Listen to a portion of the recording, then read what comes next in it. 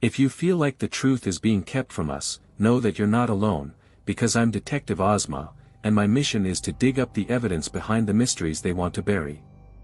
Tonight's case didn't begin with a classified military experiment or a secret base hidden in the desert, it began on the water. In June of 1947, near the quiet shores of Puget Sound in Washington state, a man claimed to witness something falling from the sky, not a plane, not a meteor, but objects unlike anything he had ever seen. What followed would involve witnesses, strange debris, intelligence officers, a fatal plane crash, and what may be one of the earliest encounters with something we now call the Men in Black. When I opened the Maury Island file, one detail immediately stood out, because this wasn't just another UFO sighting. Unlike most cases, this one triggered a real military investigation and ended with 2 investigators dead. And yet, even with federal documents, witness testimony, and decades of analysis, the truth behind Maury Island remains buried under layers of contradiction. Evidence 1, the incident on the water. On June 21, 1947, a harbor patrolman named Harold Dahl reported something extraordinary, claiming that while he was on a boat near Maury Island, accompanied by his son, 2 workers, and a dog, 6 disc-shaped objects appeared in the sky above them, hovering rather than moving in formation. According to his account, one of the objects seemed unstable, as if it were struggling to maintain position, and moments later it began releasing material, fragments that fell toward the water below. Dahl said that this debris struck the boat, killing the dog instantly, injuring his son, and damaging the vessel, which, if true, wouldn't just be a sighting, but evidence of physical interaction with something unknown. However, there was a critical issue from the very beginning. Everything we know about this event comes from Dahl himself, and no independent confirmation of those objects was ever established.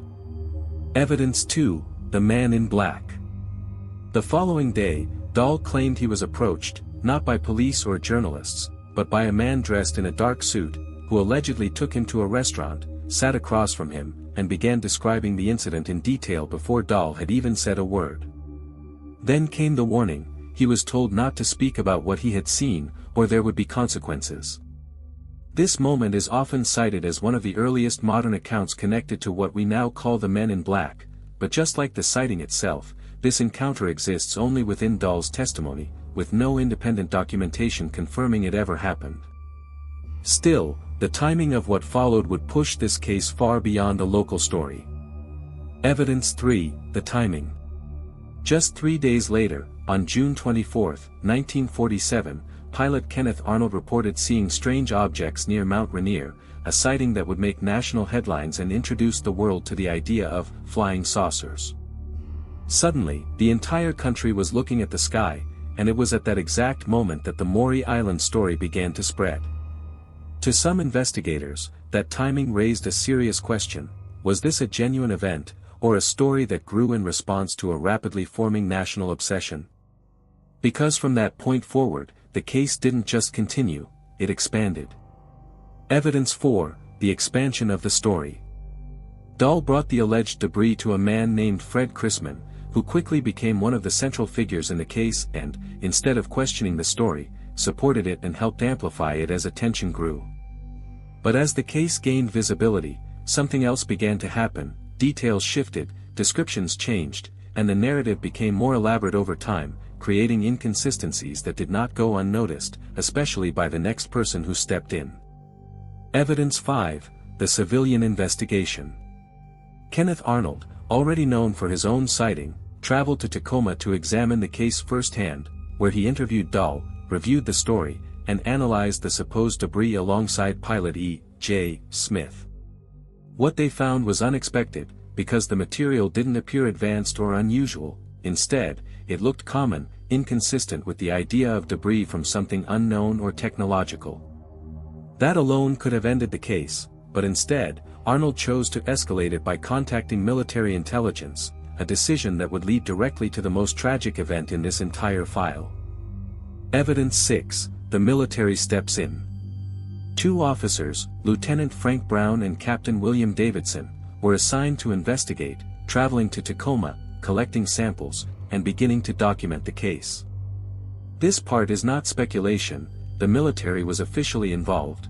but before their investigation could reach any final conclusion, something happened that changed the trajectory of the entire case. Evidence 7, the B-25 crash. In the early hours of August 1, 1947, the two officers boarded a B-25 aircraft to return from McCord Field, but shortly after takeoff, the plane crashed near Kelso, Washington. Both officers were killed, while two others managed to escape by parachute.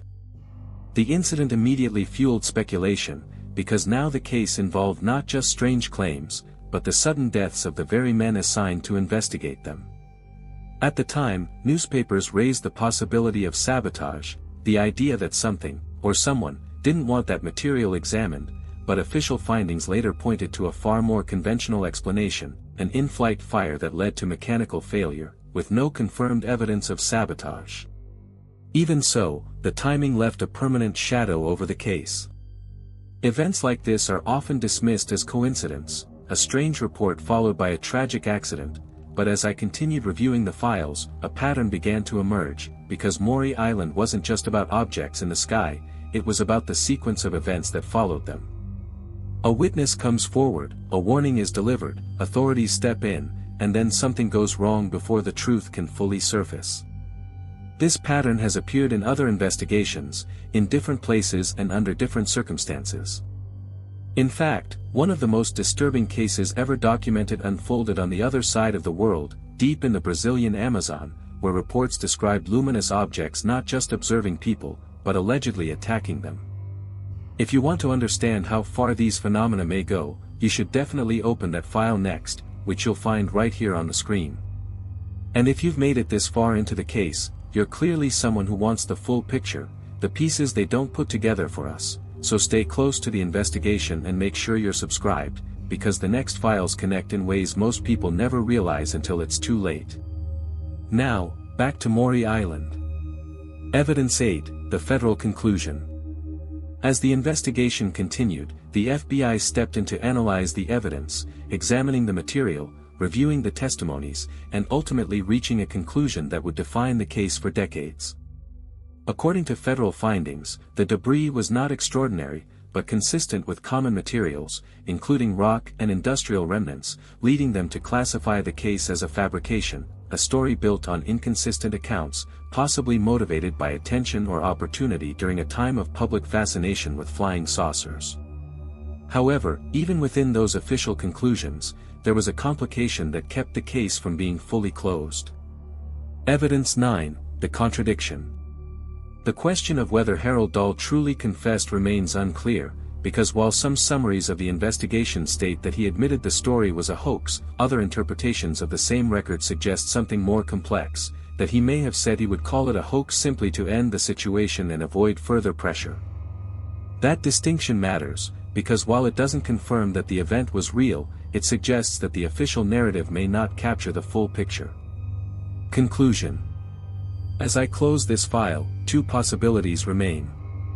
The first follows the official explanation, a fabricated story, supported by inconsistent testimony and ordinary materials, amplified during a moment when the world was suddenly fascinated by objects in the sky. The second possibility is harder to ignore. A witness describes objects overhead and claims physical debris fell from them, later stating he was warned to remain silent, and within days, military intelligence becomes involved in the investigation, followed not long after by the sudden deaths of two of the officers assigned to the case. If this was just a hoax, it raises a question that still hasn't been answered: why did it escalate so far? Maury Island may not prove the existence of something beyond our world, but it does reveal how quickly truth, myth, fear, and speculation can become impossible to separate. I'm Detective Ozma, and I'll keep gathering every fragment, every voice, every piece of evidence they try to erase, because many stories get buried, but never forever. If you, or someone you know, has ever witnessed something unexplainable, leave your story in the comments, or if you'd rather stay anonymous, send it to the email pinned there, because who knows, maybe the next file I open will be yours.